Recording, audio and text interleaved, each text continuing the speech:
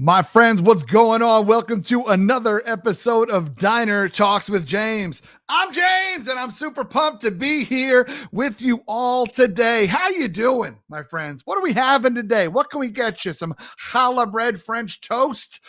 You trying to do a chocolate shake? What do you want? What do you need? Let me know. I'll tell you, I got a guy. You know what I'm saying? We'll get it whipped up for you. But no matter what, settle into the booth, because we got a really cool conversation. I got two guests today, y'all. I think this is the first time I've had two guests, and so that's kind of fun. Now, it's going to be a lot of fun having a badass conversation with two individuals that are doing something that would sound odd to most, but is also an incredible gift to most as well. And so I'm super pumped to be talking to you today with my friends Ben and Nikki. That's Nikki DeBartolo, okay, and Benjamin Heldfond.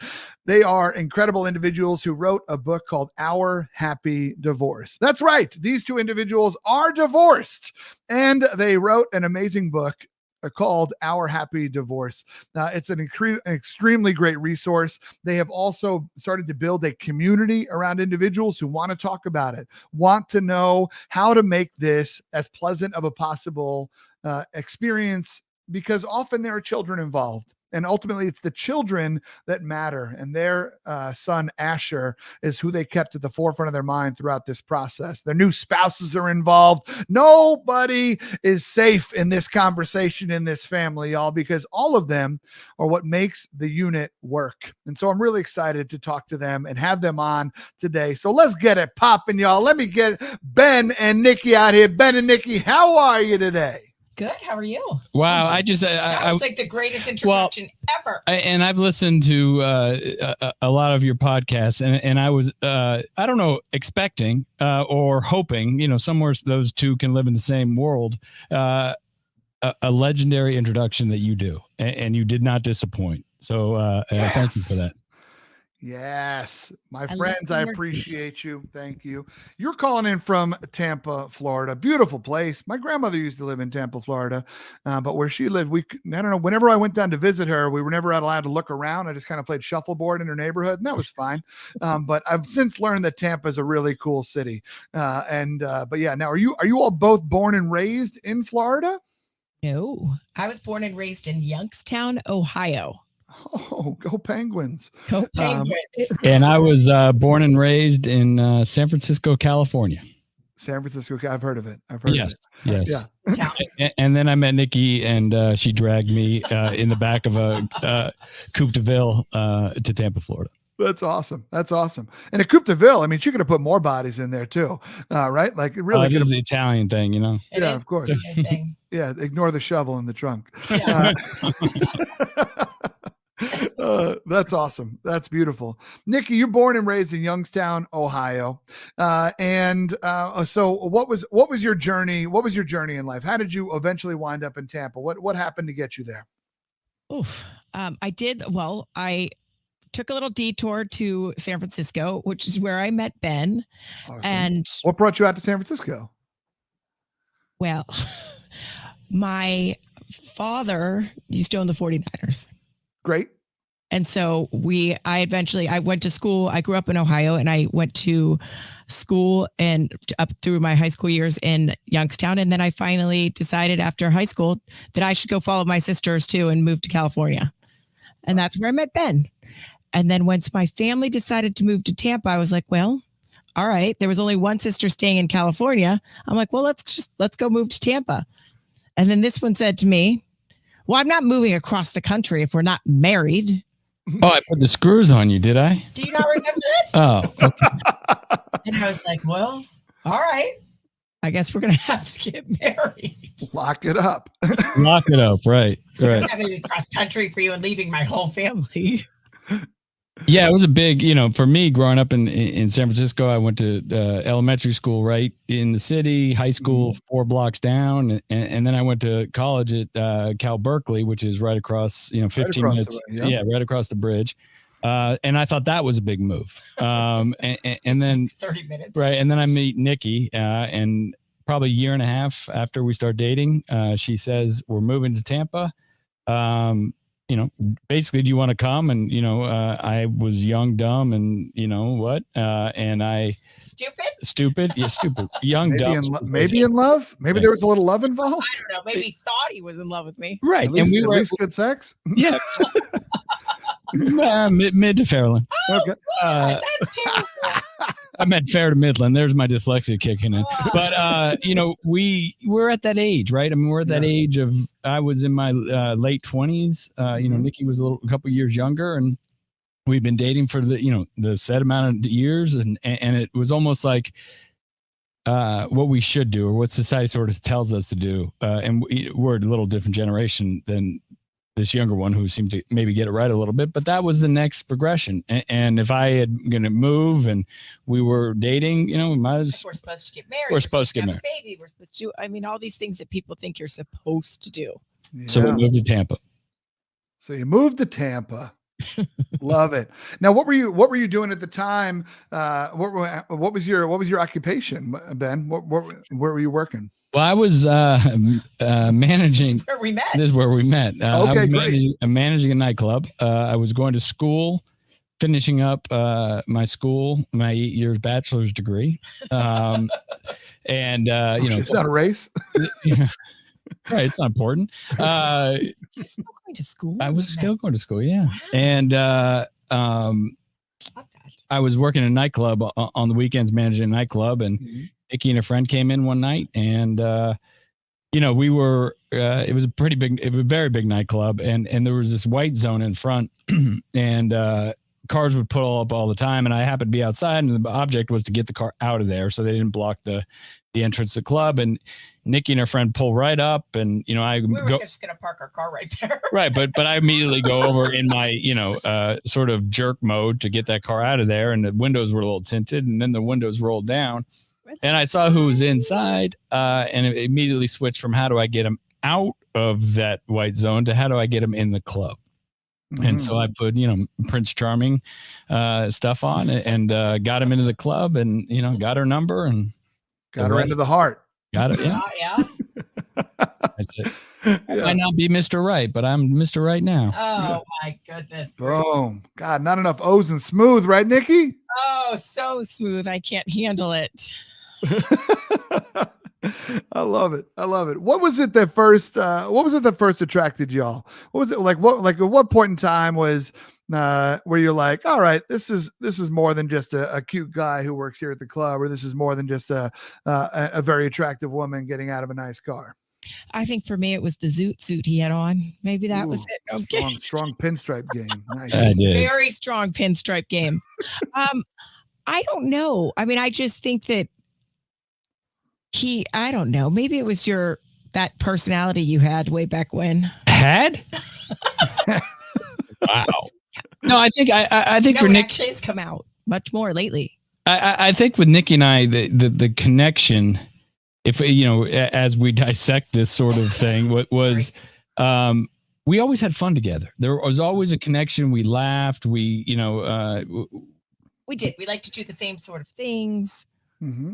And there was obviously, physical attraction and that whole thing, but it wasn't, it's almost like it's like now, I don't want to say roommate, more like best friend, that kind of love. And I think we got being in love and loving each other a little. Yeah. The wires were a little crossed there. So Nikki's funny. She's got a great sense of humor. She has a huge heart. All those are still there today. And unfortunately we got married. What else do you like about me? That's about it. Go on. Yeah. Really? Please stop. Don't stop. I am. She's a great mom. And I can tell that, she's got a huge, heart. I don't want to, let's not talk about the bad stuff, because I could go on for, a while. There's a lot of bad in there. But there was always fun with Nikki. There was always, life of the party, but our personalities clicked. Yeah, that's a good way of putting it. Yeah, there was a part of it. It sounds like there was a part of it that felt easy. That's an even better way of putting it. Very easy. Yeah, that's amazing. I think it's funny you talked about like getting the wires crossed of in love versus love, yada yada. And I once had a I remember this one moment where I was riding with someone who I was interested in at the time. And we were riding on the Long Island Railroad. She had come up to visit me. We went to college together, and she had come up to see my family and whatnot. And we had just started dating. And we're on the Long Island Railroad, taking her into New York City just so we could have a day in the city. And there was this advertisement in front of us. And like, I forget what it was, but essentially the word love was on there sometime at some point in the advertisement. I looked at her and I looked at the thing. I was like, hey, what do you think about that word? Right. Again, I also not enough O's and smooth. Yeah. But I was like, what do you think about that word? And she said straight up, she's like, I think a lot of times people confuse that word with excitement. And I was like, okay.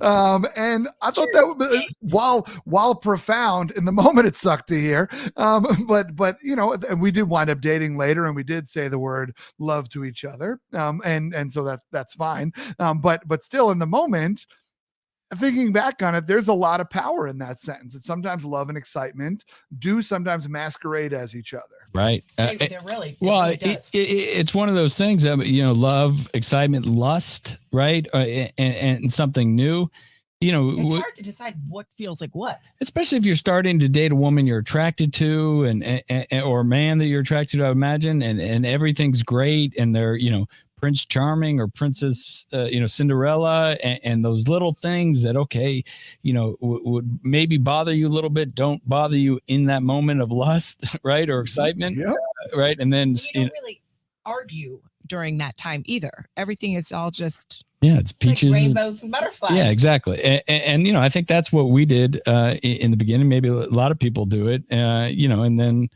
what gets real. It's funny. I tell a story. Nikki.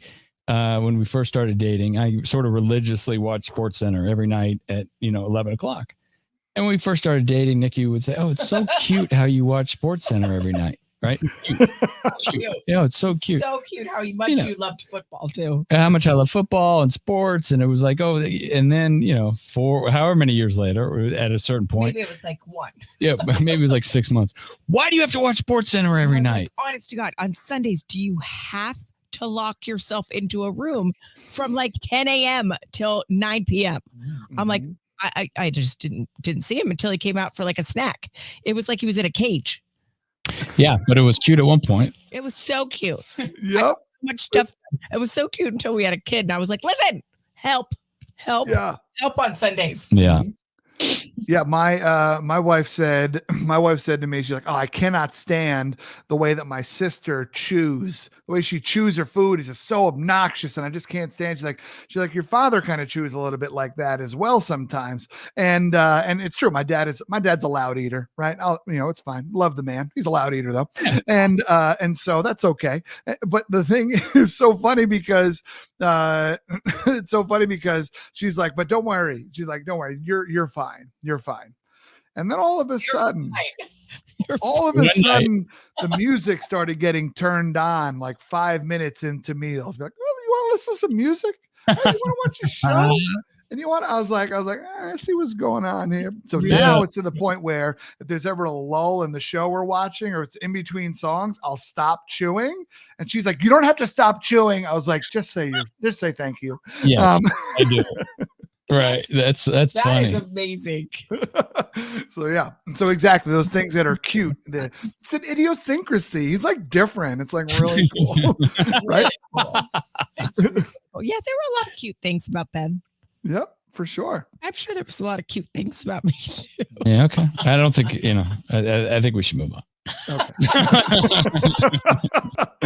I love it. I love it. So if you were at a diner, like the waitress could come interrupt with, your turkey pot pie. Would you like some more Coke? So. Right. Yeah. Yeah. That perfect moment. Yeah, for sure. What is your diner order, by the way, y'all? What if we were at a diner today, what do you think you'd be ordering for our conversation? What's your move typically? I would order 2 eggs over medium, toast, and turkey sausage. Wow, it's like you thought about this. It's like you got fed the question before. If they had pumpkin pancakes, that's what I would get. Yeah. Oh, wow. Yeah. I would fried chicken and waffles. What? Fried chickens and waffles. Nice. Wow. That's some LA Roscoe's thing. That's a good diner there you food. go. Yeah. I did go to school in Berkeley, and Oakland was right there. And we always used to go to get chicken and waffles at 3 a.m. Yep. Oh. I respect Good it. stuff. I respect it. Just a quick Bart right away. What's yours? Right? Say it again. What's your order? Big pancakes guy. Pancake, full stack, excessive amount of butter and syrup. And that's typically what I'll do. Or I like a good grilled cheese and bacon with some fries. Ooh, diners make the best grilled cheese. Now, do you like fruit in your pancakes, or just straight plain, or chocolate chip or anything? Well, yeah, if I'm feeling crazy, I'm going chocolate chip. But yeah, I love a good blueberry pancake as well, for sure. I make a mean Oreo pancake. Oh yeah? Put Oreos in the. What are you looking at me like that for? Have you never had my Oreo pancakes? Mm. Next time I'm in Tampa, Nikki. I'll make you Oreo pancakes. All right, don't tease me now. I'm really coming through, Nikki. I'm coming through. Come through. I'm skipping Burns and just there you go. My son has loved Oreos since he was like a little boy, and he went to some restaurant in Tampa one day, and they had it on the menu. And so since that day, when he was a little boy, that's all he has ever wanted. His friends used to come over and say, "Will you make us Oreo pancakes?" Quite the reputation in town at that. These pancakes. Well done. Well done. Better than the other Too ones. old, and I don't feed them anymore. I make them order Uber Eats or something. So I love this. So you all moved to Tampa on the precondition notion that we will get married, or maybe because you weren't married when you moved. You were going to get married though upon moving. Amazing. So now we're here in Tampa. You have your family. Ben, you have no one, correct?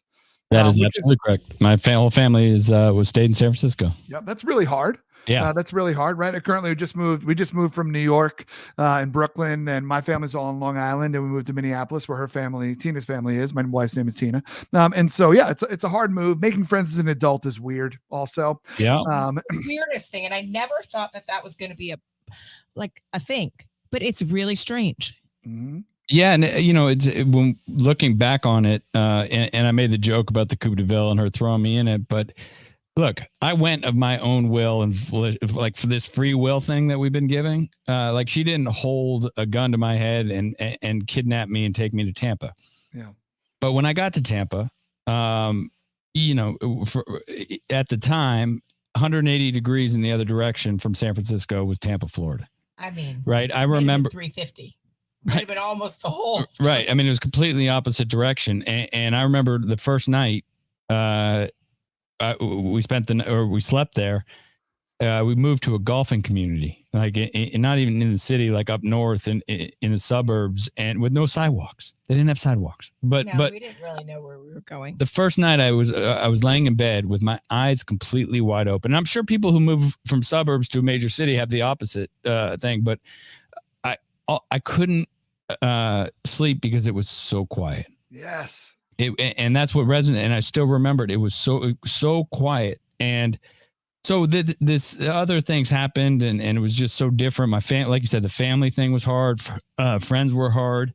And I started to blame Nikki, and I think that was the main, for me anyways, the main resentment, or the main buildup to the divorce, is I blamed Nikki for me deciding of my own free will to move to Tampa. Like, how could you move me here? Yep. And it was a tough transition. It took, even after we were divorced, it took a while for me to get used to this place and, call it home and get a support group. But it was her fault. Yeah. Yeah, for sure. Right. Nikki's the easy. Oh, sorry, Nikki. I cut you off. Go ahead. No, it's always my fault. No, I was just making a joke that it's always my fault. Oh, okay, great. Well, at least you own that. Yeah. No.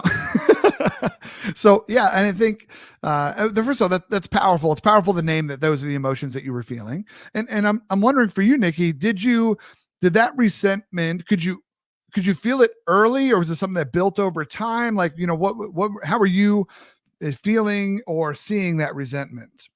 It definitely built over time. It wasn't like something that happened overnight. And I think for me, obviously, it was so much easier for me to move to a place where my sister also moved when I moved. And my sister was like my best friend. Yeah. So I had my best friend, and Ben. So, I mean, for me, and your parents and my parents. Right. So it was so much easier for me to, become involved in a place that, I'm just going to say this, that I really haven't made that many friends here anyways. Yeah, that's because you're not that likable. I mean, I'm really not that likable. Mm-hmm. No, I'm very guarded though. I'm very guarded. So actually to do these kind of things that like we do, to do podcasts, to do this book, to talk about my life and, our relationship is very difficult for me. Yeah. Like I'm not as forthcoming with information about myself. I've gotten so much better, but I'm a little shy and guarded, believe it or not. You wouldn't be able to tell sometimes, but I am. So, I mean, I think how long have we lived here? 20 years. In the 20 years, how many friends have I made here? Maybe 4. Yeah. I mean, and so my friends that I had before I moved here are still my friends. So those are the people that I really, if I'm going to go someplace or if I'm going, away for a weekend, those are normally the people that I hang out with. So I don't know. And my sister just moved away from here. So that really sucks. But, it is hard. And like you said, as you grow older, it gets harder. And even with kids and Asher, like I always thought, okay, well, that's a good way to start meeting people is through, but then they have their own lives and they have young kids, and it's it's just it was a hard time for us, and the resentment started to build over time, and we sort of grew further, I guess, further apart, from, and then I don't know how to say it. I mean, it's not just say it, but okay, so we'll have a kid, right? And that'll fix the problem. And obviously, I think that's one of the things. I mean, like that was just the next. It was the next step. It was the next step, and like maybe we didn't really know that each other was feeling kind of weird about the relationship, but it was like, oh, well, you know what? We're supposed to have a baby. Let's try to have a baby. Oh, it could take years for us to have a baby. We don't know. It didn't take years for us to have a baby. No. Take years. No, I don't think that was you. Yeah. That was me. This is true. No, I have. Well, okay. But, the other thing is the communication and when I get resentful or I get hurt or exactly. I close up, I shut down, I get avoidant. And I'm like this. Right. And Nikki's over there, like, with her arms up, like, hey, over here. And I'm just, and so, that doesn't create for a very good relationship, or a good husband or, any of that stuff, when you, have somebody who's physically there, but emotionally just, shut down. But once in a while, does express some emotion, and it comes out with me, or came out with me in the form of anger, which is was always a secondary emotion for me. You're just grouchy, to protect all the other stuff underneath it. And so, I was an angry, bitter man who Nikki, look, she's got her stuff, and that's fine. But the way that I showed up, in the relationship wasn't something that anybody would want to be married to. No. She agrees. Honestly, I mean, but then the way I showed up too. Okay, sorry. I don't think I would have wanted to be married to me either. But although the time that we were married and the child that we have, I would never, ever replace that. I mean, I think I learned so much, and it honestly was probably the biggest time of growth in my life ever. Yeah. Because I allowed myself to be able to grow, and I allowed myself to become the mom that I didn't know I could be. And, and it also made me the wife I am today, which is not the same wife he had. You got the Nikki 2.0. But I think the bottom line at the end of the day, and probably anybody who has been through a divorce can, relate to this, is unhappy people make unhappy marriages and unhappy families. Right. And we, because of whatever is going on, or because of our patterns, because of our character defects, whatever you want to call it, we're unhappy. I was unhappy where I lived. I was unhappy with Nikki, and in love. And the other thing is, I think we were in love with the person that we wanted the other person to be, or that the other person said they were going to be. Mm-hmm. Right. We had one foot in the future of who, our ideal Ben and our ideal Nikki, but weren't really living, who we were at the time, or dealing with who we were at the time. That was powerfully said.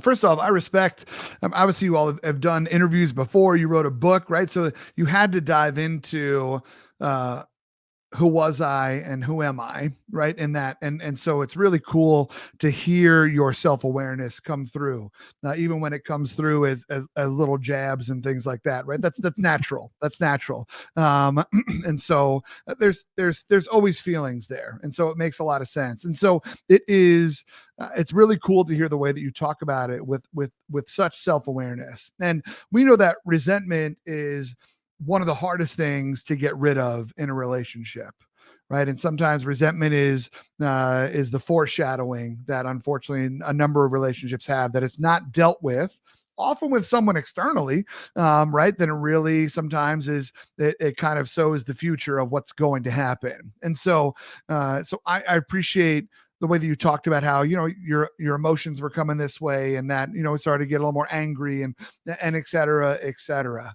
And so you all wind up getting divorced, but first you have this child. And were you, it sounded like Ben, you said, you're like, well, maybe the child will fix it. Nikki, were you also at a place of maybe having a baby will fix it? Or at this point, were you a little bit, I guess not oblivious, sounds insulting, so I don't hear it that way, but were you not aware of what the resentment that was building at this point yet?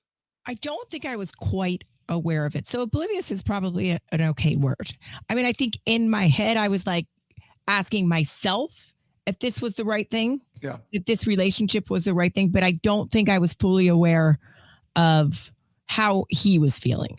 Because he wasn't very open with his feelings. It didn't always want to talk about his feelings. So yeah, oblivious actually is not a bad word for this. But I do want to, and obviously correct me if I'm wrong, and I know you will, but I was more of the one that wanted to have children. I was the one that was,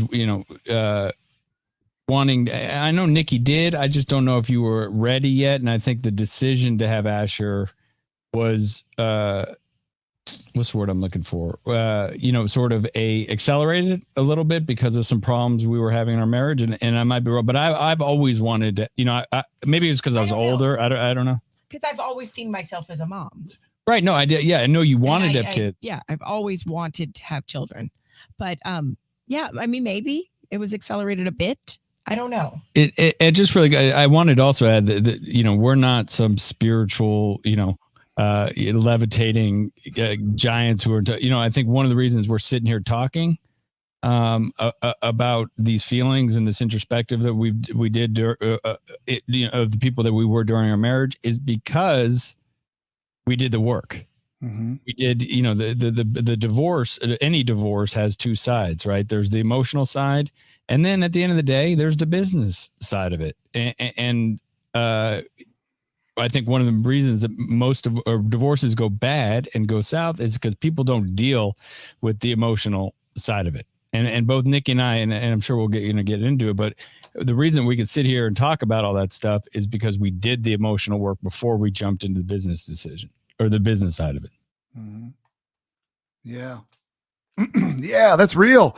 And I appreciate your self-awareness as well. And Nikki, in that moment of thinking about it, because I mean, you all do wind up having a wonderful human. Shout out to Asher. Right. Asher is how old today? Just turned 18. Just turned 18. My gosh. Where does the time go? I just says some man who just met you 30 minutes ago. But still. I'm already preparing for crying every day next year. Oh yeah, you're gonna be a mess. Mm-hmm. Oh yeah, for sure, as you should be, because turns out that's the way love shows itself sometimes. And he's worth it. So yeah, but so we have this child, and then how long after he was born did you all put the divorce in motion? He was about 3.5 when Can I tell? I know it's your favorite story. It's Go my ahead. favorite story. He was about 3.5. I just like to preface by saying it's not my finest moment, and I realize it. Sure. And it's you know. I mean, we had done the dance, the back and forth, move out, move in, move back, and the whole dance of maybe we should break up, maybe we should. But I myself am, as Ben calls me, a fixer. So whenever there's an issue and whenever there's a problem, I'm the one that wants to fix it. So I would have been willing to stay in this relationship at that time in order to stay together for our son. Now that I look back on it, that would have been the worst decision we had ever made. So I was happy that I woke up and decided, you know what? That's going to be horrible. That's going to be horrible for us. That's going to be horrible for him. So I don't know if there wasn't one moment that led to this story that I'm going to tell, but I think that we both knew the time was coming. We just weren't sure exactly when we were going to do it or pull the whatever, not to sound insensitive because it's a marriage and we have a child. Yep. I came home one day from being out of town for work and I walk into the bathroom, unpacking. I look down at my side of the sink and there is a ripped up photo of Ben Asher and I with his wedding ring on top of it. So very dramatically, that is how Ben told me he was done. Mm-hmm. Yeah, drama. So, I mean, of course, my first reaction is, to fix it. But I knew that I quickly knew that wasn't what was going to happen, but it was very dramatic. And I think he knew that, the photo, Asher being in the photo and how that was like a stab. Like that was just like a gut wrenching stab for me. Yeah, it was premeditated. It was vindictive. I remember looking through pictures to find the perfect picture that was going to family photo that you were going to rip. Yeah, that was going to be on the bathroom counter. Yeah. What a powerful moment. That is, I could only imagine the emotions that flushed through you at that point. And Ben, I could only imagine the emotions that were going through you to get to such a point as well. What a charged time for you all to decide / make it clear that a decision needed to be had and that this is the end. And for me, like Nikki said, it wasn't some major finding out it's something, but except for we had like Nikki said, done this dance, and she had said she had started this jewelry business, had been spending a lot of time in LA, and she had said, I'm gonna just cut back on the travel. I want to work on this marriage. This is the fix it, Nikki. This is, I think, the Nikki who knows, and I knew too that this thing had run its course, right? It was, a dead tree that there was no, coming back from. But I was staying in a hotel. I came home. Tree. I don't know. It's the first thing that popped in my head. And so I'm going with it. And so I had been staying in a hotel. I'd come home to get, some stuff. And, I at that point, it had been, okay, let's try it one more time. When she comes back, I'm going to try one, we're going to try it one more time. And then Nikki's famous for her calendars. Like it's a piece of art. Still today, she uses the written. I use a paper calendar. And bullet journaler. Yeah, and so I went to the fridge, and there was the calendar for the next month. And it was at the beginning of the month, and it was like travel. I mean, it was there was no I want them to stay home. So at that moment, that was my done moment. It wasn't anything crazy. I, didn't walk in on her, doing whatever with somebody, or whatever it was, right? It wasn't, but that was the done moment. That was the moment where it was clear to me that this wasn't going to go anywhere. Like she wasn't going to become the person that she said it was. And I hadn't yet taken that introspective look at myself yet, but that it was all her fault, right? It was all, if she didn't do this or she didn't travel, we'd be fine. And so that was the moment. And so that's when I went looking for the pictures. And Nikki, with some of your travel, and if this is not your story, please feel to correct it. I know you started this jewelry business. Was some of your travel also a helpful way for you to run away or escape for a little bit? 100%. Yes. Sure. Yes. Yeah. instead of facing what you knew was at home. Yeah. I traveled a lot in my, I've been divorced. I've talked about it on here a few times. But I've been divorced, and in my first marriage, I don't think I traveled, to get away necessarily, but sometimes I would add an extra day of just like, well, cause I also moved to a place where neither of us knew anybody. We kind of moved to this town called Ithaca in upstate New York, which is where Cornell is and whatnot. So a lot of people have heard of it, but neither of us had any family up there. My family was 4.5 5 hours away. And hers was in Delaware. And so neither of us had anybody. And so whenever I get to travel, if there was somebody there that I knew, I'd like want to spend more time, just because it's nice to be around people who, and just be around friends and feel like, I don't know, not everything's hard. And so I get it. I wasn't necessarily booking trips so I could get away. But once out, it was like, I'll stay an extra day. Yeah. Right. Yeah. It's not so bad. And even now, I'm married and have two more beautiful children. And, one of my finest, or I guess rushes of endorphins these days is when I do travel and hearing the key fob go in the hotel room, you hear that beep.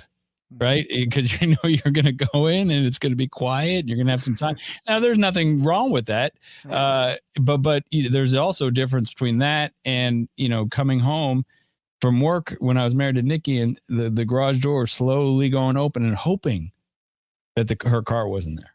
Yeah, and getting disappointed, when I saw her car. So that's where I'd be home. Yeah, when you would be home, because I would come home and it just wasn't. It wasn't a happy marriage. I mean, I don't know how else. All these little signs, right? That that should be a good sign right there. That it's time to maybe look at your marriage. Up and you're like, she's home. You said something really big that a lot of couples who are going through tough times, that have children, reach this place of, okay, so we have children. Do we stay together for the children? Do we not stay together for the children? What an incredibly hard parenting decision. What an incredibly hard personal decision, right? Because there's good selfishness in life. Right. And good selfishness is saying that our happiness matters. My happiness matters as well. My dreams matter, my goals, my voice, my et cetera, right? Like those things matter, and those fall under good selfishness.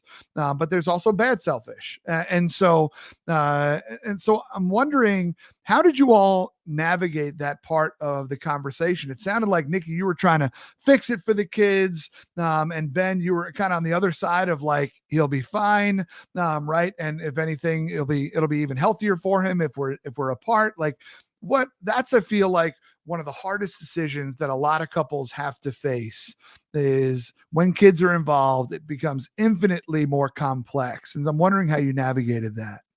Well, I think, and so right, I think our divorce, it could have gone, a million ways, but the three ways, that really it could have gone was, one, we stayed together, and be unhappy and have no expression of love to each other, and just live in this stale world that our son sees, right? And what kind of message does that send about love or relationships to him? And I think that could be as detrimental as the other way, which is a high conflict divorce. Where he's weaponized and used as blocking and tackling tools, and the high conflict variety, and that those are the two extremes. And then there's the other way, which we took, or actually eventually got to, I should say, and that is this world we have today of she's remarried. He gets to see that example of what a loving relationship looks like, and I'm remarried and he gets to see that. And then on top of that, he sees what he and I have, and it's a different kind of love, but it's a relationship that the two of us have built. So he sees that type of love. Right. And so it's look, but I don't want to take away from that moment, especially what you said, because we both struggled with it, and it's not an easy one, because, it's that voice that we all have in our head of, oh, you're going to screw your kid up. Oh, you got to stay together. This is what being a parent's about. And, it's about being selfless and all this other stuff. But I think that because we've talked to people and we, through this whole thing and oh, my parents stayed together until we left for college, and then they broke up. Yep. But that's not, that. Does that make it any better? No, like I said, it could cause probably just as much damage as far as what kind of relation or what kind of example we want to set for our kids. Like my parents were married. They went through a high conflict divorce. It was terrible. It was, in the 80s, War of the Roses. It was that. Yeah. But, writing this book, I got to reflect a lot on, my parents while they were married. And I can only remember one time that they showed any sign of affection towards each other. And it was just a handheld.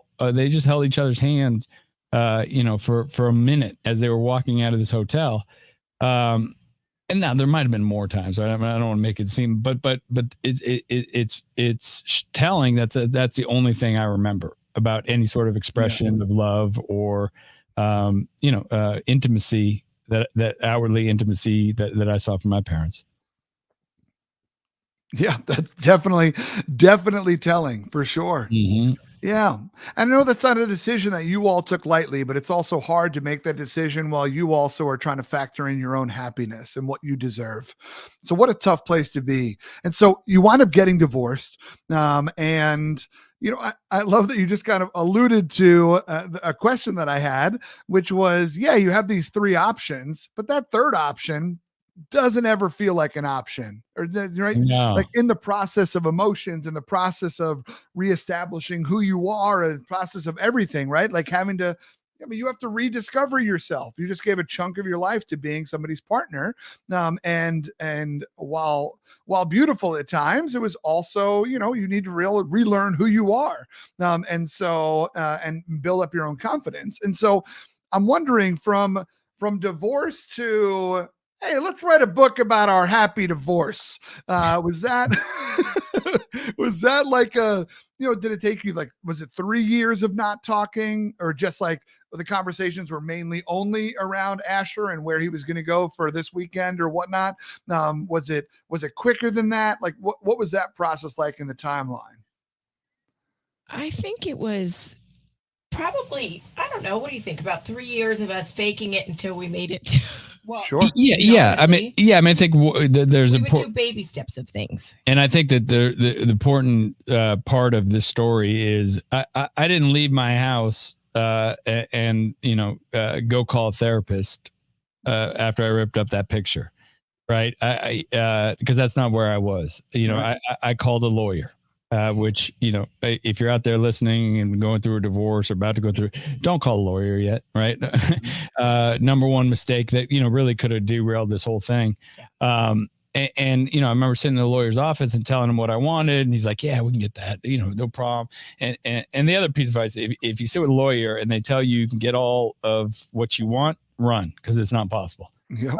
Right. And so he wrote up this game plan of everything that I wanted. And it was like 35 pages. And I remember not reading it for a while, but I was on a plane, a red eye back from LA to Tampa. And, I don't know what it was in that moment. Maybe it was because it was 4 a.m. Maybe it was because it was those fluorescent, overhead lights, and maybe it was a person snoring next to me. But I started reading. I took it out for the first time and I started reading it. And I got about 2 pages into it.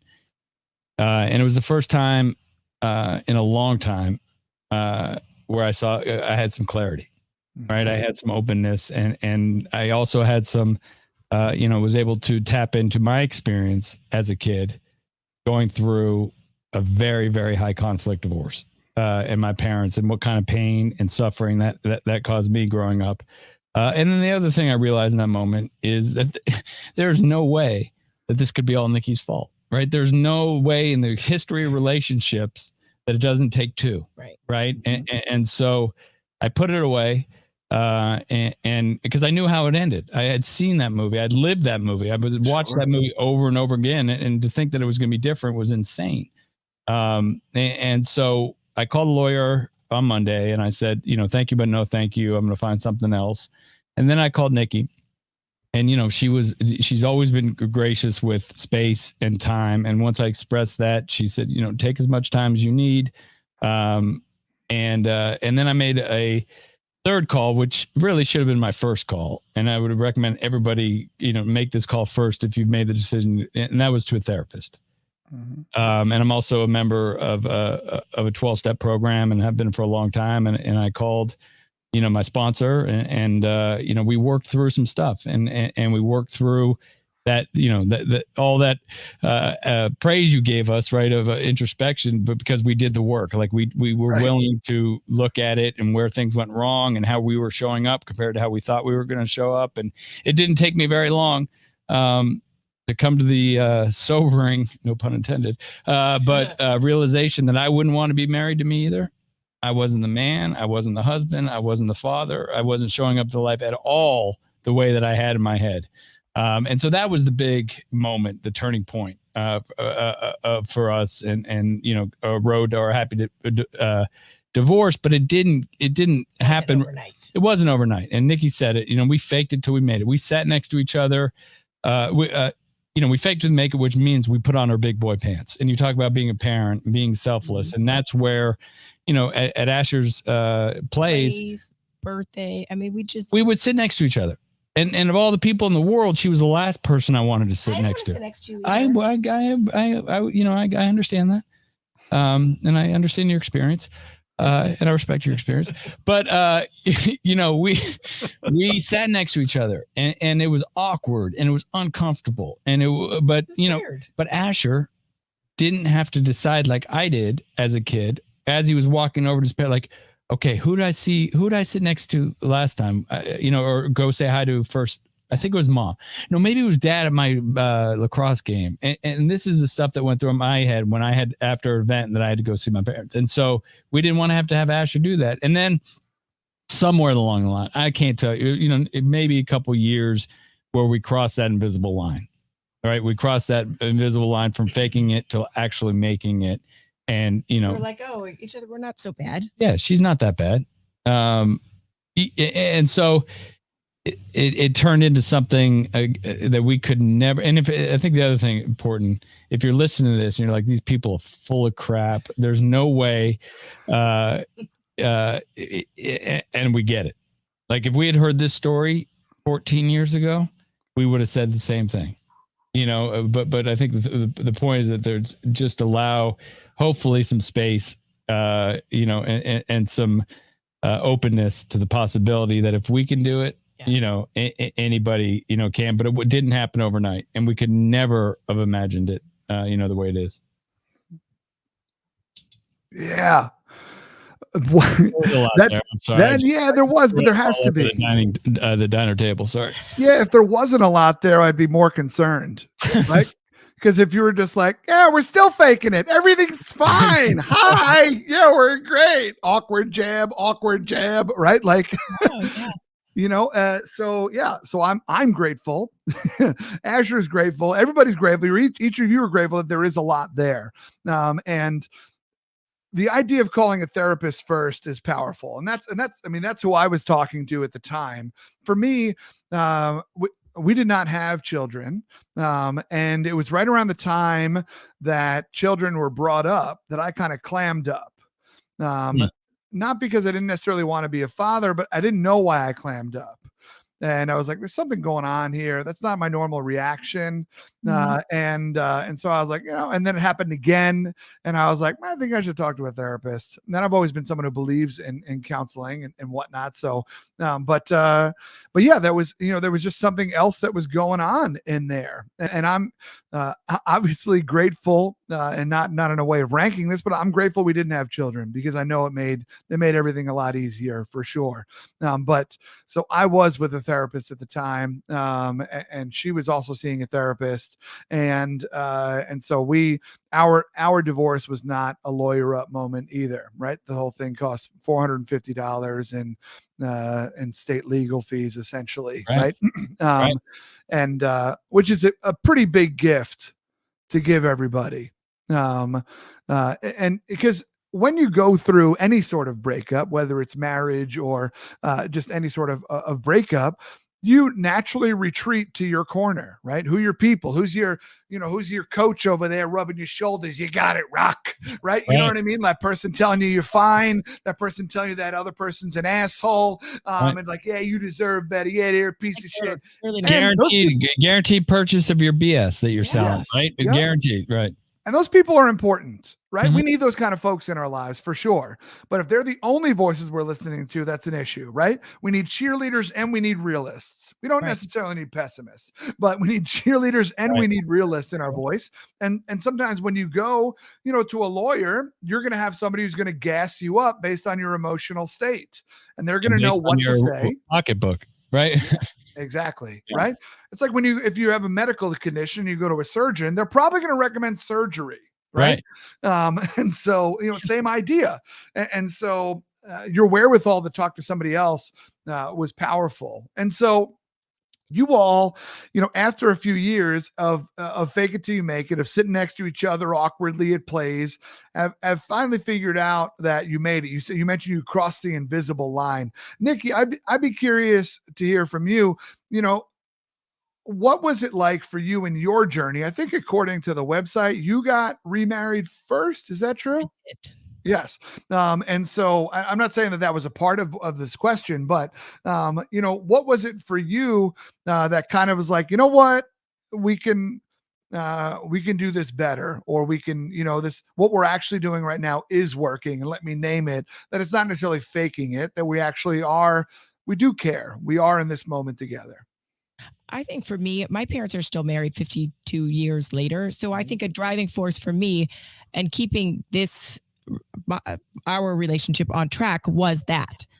And the fact that I wanted my son to grow up as close to as possible as the way I grew up, and not having to choose between your parents. I mean, I was lucky enough to not have that growing up. And so I knew what Ben had gone through, obviously, from being married to him, that wasn't that. In my mind, that's not the way I was going to allow this to happen. Granted, if Ben would have kept going down a different road, I wasn't going to back down, but that's not what I wanted. Yeah. And I think that slowly, I mean, we would do things. We had no idea. We had no idea how we were going to make this work. People would look at us like we were crazy. Our families would look at us like we were crazy. They'd be like, "What do you mean? Like, you two aren't supposed to be friends." Yeah. And we're like, "But this is what we're going to try to do. So please, get behind us and support this, and don't roadblock us." Yeah. I mean, our friends, people who we were friends with, didn't understand it. They thought we were crazy. And I think slowly people started understanding, okay, wait a minute. They're doing something right. People would start looking, we would start posting pictures, or we would start going, people would see us places together with Asher. And, we would, sometimes I would even meet you guys for slow little tiny things. And people would just be like, are they getting back together? We're like, no. Nope. But it made Asher's life slowly better. And, even as families, we started, we tried to go on a vacation together way too soon. We both kind of looked at each other and were like, too soon. So we backed it up a little bit, and we started small again, being at birthday parties together, going to, we kept going to things together with Asher. And it just was one of those things that slowly evolved into what we have now. And yes, we could have blown this whole thing up with our spouses. But I think for me, I started dating someone that we all knew, which in turn could have blown this thing up even further, because it was someone that Ben knew. I mean, obviously for Asher, it made it quite easy for him because he already knew him. So it wasn't something weird for Asher to be like, oh, well, maybe it was, strange to see him in a different light, but he already knew him. He already liked him. So it was easy, but it could have, for Ben, blown our whole relationship up. But in the beginning of me dating my now husband, it was kind of like, hey, this is what I'm trying to accomplish. This is what we are trying to do. If you don't like it, you got to go. I'm not keeping you around. That sounds terrible. I can't go further into a relationship with you if you're going to blow this whole relationship up. Yeah. Yeah. It's funny. She brings up her husband now, and I just done all this work on myself. I was, the spiritual, I was levitating, whatever you want to call it. And then she calls me and she says, Chad and I have started dating and talk about a test to this newfound, spiritual shield that I had around me. And I was coaching Asher's Little League and Nikki had called me and told me Chad was going to come to the game. Which just shows you some respect, right? I mean, some communication that she had, the awareness to call me and let me know. And I remember at the game, I was like, one eye over, dreading the moment, right? Where after the game and, the kids would rush out of the dugout and the coaches would clean up after the kids. And Asher ran over to Chad. And I remember walking over there, just having this conversation with myself again, like, okay, dude. This is the time where you're either put on your big boy pants. It's put on your big boy pants. This is either the moment you're going to shine or you're going to crash and burn, so the first thing I did was I went over and I gave Chad a hug and made sure that Asher was there and he saw it, just to, disarm and let him know and let Asher know. Right at that moment, it wasn't about Chad knowing because, I wasn't there yet. Right. Well, yeah. This ain't about you, Chad. This ain't about you, Chad. Right. And I gave him a hug and we laughed because looking back, I was probably the most awkward man hug ever in the history of man hugs. Yeah. It was like some strong pats. But it was the best I had, it was really the best I had in that moment. And, since then, I now very much enjoy embracing Chad and he's a great hugger. And that's important. And it's authentic, but that's the kind of thing where we talk about faking it or putting on whatever you want to call it, however you want to wrap it. It wasn't about me. Yeah. Now, if it were about me, I might have walked over there. Yeah, well, not necessarily the shins, and it wouldn't have been a kick, but because that's the thoughts, right? I was so full of rage, I was so full of hurt, I was so full of all this other stuff. Walking over there, looking at this guy, but eventually, didn't act on, whatever thought I had, and he's a great guy, and I can tell, once I got over that whole thing, is that Nikki never looked at me the way she looks at Chad. She never showed that affection and love the way she does to Chad now. And that's a good thing.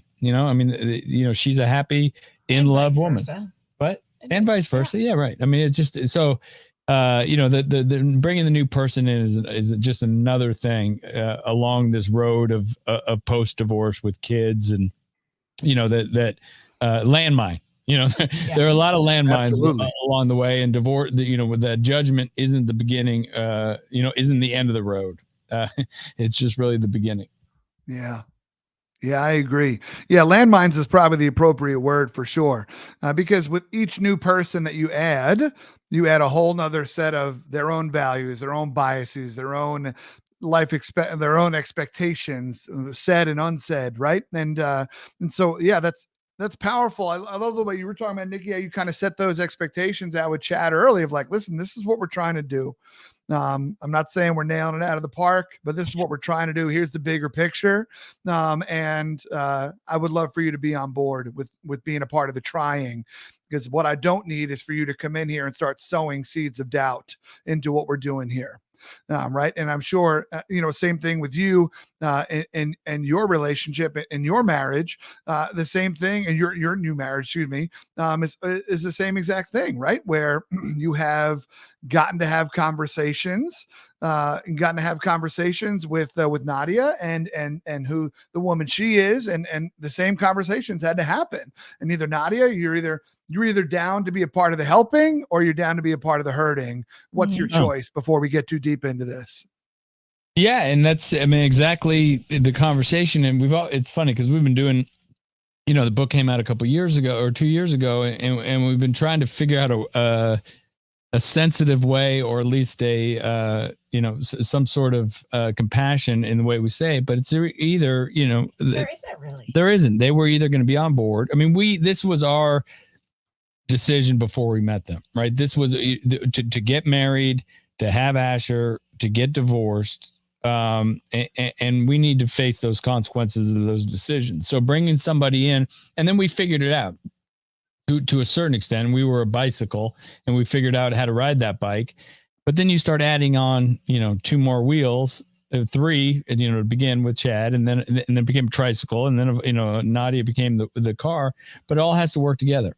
And if it didn't, I think we were, at least I know, not that I think, but I know we were so dedicated to what we were trying to do that if they didn't fit in, then they weren't going to get in, I guess. At the end of the day, the doors were locked. And at the end of the day, it's just turned into this great, authentic, modern family. Who Nadia and Nikki are great friends, best friends. I'm great best friends with Chad. We do things that don't have to do with Asher, and things that have to do with Asher. And so it's it all worked out. Yeah, that's incredible. Yeah, right. Stick with that car analogy, right? Four-wheel drive means they operate independently, but all-wheel drive means they're all rolling, right? And so, that's incredible that you found some humans that were like, yeah, no, I see the bigger picture, and the bigger picture matters. So I want to be a part of this. And it was hard on them, I'm sure, too. And I don't want to discredit what they were going through, right? Of having like, what the hell? I'm supposed to be in a relationship with you. Not these are called red flags. Yeah. Right. Typically these are called red flags. Red flags. Like what? Yeah. So you all have now, obviously the book came out, a year and a half, couple of years ago, whatnot. And you're also, another goal of yours is to kind of build community around this. Tell me a little bit about what that looks like, and what kind of community you're trying to build around the book, as someone who's potentially going through a divorce, or as a couple that went through a divorce and is like, maybe there's a better way. And that's exactly it, that there is a better way, and an easier, softer way, and one with less headaches and less heartaches and less, who was the character in that always got the black cloud hanging over him? Peanuts, yeah. Right. Like you can have that life if you want it. It's there. It's not that wonderful. But I think Linus is the one with the blanket. The blanket is that we're not therapists. We're not doctors. We're not lawyers. We did not stay at a Holiday Inn Express last night. And all we're selling is hope. Our story, and it's not about selling books or but what we want to do is just give people who are going through it a different option, one we didn't have. I mean, we didn't have a book or the internet. Well, there was the internet, but there wasn't really social media, right, to hear stories of people who had been down there before. And for me, I've always made the most change in my life when I can relate to somebody. When you got that street cred, whether it was me getting sober or any other thing, is I want to talk to somebody who's been in the hell I've been in, right? Who understands what it's like to be in the hell that I'm in, and how the hell did you get out of hell? What did you do? To get out of hell? And so, that's the community we're building. It's education, hopefully, through our story and through other people about what not to call a lawyer. Right. It's not that hard. Call a therapist first, call a divorce coach. And it's just we're just, humans who had a human experience, who got it right. Luckily, I think that's the one thing is we didn't have all this stuff, and the planets aligned, and our dedication to our son was strong enough that we got through it. Mm-hmm. Very well said. What? Good job, Ben. What'd you say? Good job. No, what'd you say? Very well said. Oh, thank you. You got that on? Oh, that was perfect. Yeah, no, I was really afraid this was going to be awkward, so this is great. Oh, that very well. No. Can you send me that little clip of that? I want to put that as my ringer when she calls me. I love it, y'all. I mean, thank you for the work that you're doing. Obviously, you had to go through hell and back to get there, but the fact that you knew the bigger picture mattered, the fact that you knew the work mattered, the fact that you knew Asher mattered, the fact that you knew that your lives and your happiness is also different. And whether people go through this and all of a sudden now they got these, couples that are going out to eat and having whatever where you also represent the most ideal solution of what could come out of this, as far as like the big, beautiful thing of and then everybody's going to be friends and we're all going to hug each other in real ways. And Chad's a great hugger. Right. But there are also a whole bunch of steps in between that for individuals that are currently going through a divorce. That's one whole end of it. And there are steps between that, right? Talking to each other like human beings, and having conversations around what matters the most for our happiness, what would relieve the most stress, what would, et cetera, right? Like those are things that are really important and were the foundation to you all being able to build what you now have today. But being able to name what you need, what you want, what your desires are, what the expectations are. Naming all that stuff is really powerful. You know, Ben, you and I are internal processors. Nikki, it sounds like you're an external processor. Yes. There's nothing wrong with either of those, but we have to name what each other is. Right. And, you know, when I went through my divorce, I was an internal processor, and I don't know if I knew how much of an internal processor I was until the divorce happened. You know, I'm a professional speaker. I travel the country. I talk about authenticity, vulnerability, curiosity. Yet I wasn't authentic or vulnerable with the woman that I loved. And she deserved more in that moment. And I didn't give her that. And I'm now a way better man and a way better husband in round 2 than I was. And I try not to look back and be like, man, you should, you know, call her and apologize another time. Right. And so, because that doesn't help anybody, right? She's doing her, she's living her life. But it is fascinating to think about, the internal work that we have to do to show up. And we don't need to call the therapist when things are bad, right? The therapist can be a proactive moment, not a reactive moment. Right. Maintenance, spiritual maintenance, you know? Right. Amen to that. Amen to that. Yeah. I love that y'all are building community. And thank you for the work you're doing. What were you going to say, Ben? Well, I was just going to say that, you know, there's a lot of which I can totally relate to in what you said. And I think that, you know, our spouses now got Nikki Ben 2.0, which is a better version. I think Asher, you know, got Dad 2.0 and Mom 2.0, which is a better version. Yeah. And because we did the work. Now, you know, when I have problems in my it doesn't mean my patterns or my shortcomings or that internalization or that shutting down doesn't come up. I didn't get an exorcism, unfortunately. Yeah, of course. Right. But most of the problems that I have as a parent, as a husband, as the way I show up in the world is when I revert back into those patterns. Right. But what my experience with Nikki has taught me, because I did some of the work, is to be aware of them. Right. And to be able to sort of, give them a name and also not maybe pull out right away, but, you know, be able to eventually, you know, come out of the cave. And, you know, for me, I mean, I think we were talking about this a while ago, but the lessons that I learned in life, you know, pain is a great motivator for me. Mm-hmm. You know, and I made sort of the most change in my life, not when things are great, you know, not when things are, but when, you know, there's enough pain to change. And divorce was, you know, when Nikki and I split up was no different. Yeah. I love it. I love it, y'all. I'm so excited that y'all wanted to come on the show and be a part of this. Thank you for the community that you are building. Thank you for your honesty, your integrity. This is an awkward conversation that you all are trying to make easier for people. I think the other thing that I really appreciated about it is that it's not a race. Right. And it's not going to happen year 1, you know, but, you know, by year 3, year 4, like, yeah, maybe we can start figuring it out. But it's a natural response for us to curl up into our own balls for a second because we got protection. Maslow's hierarchy of needs. Am I safe? Am I secure?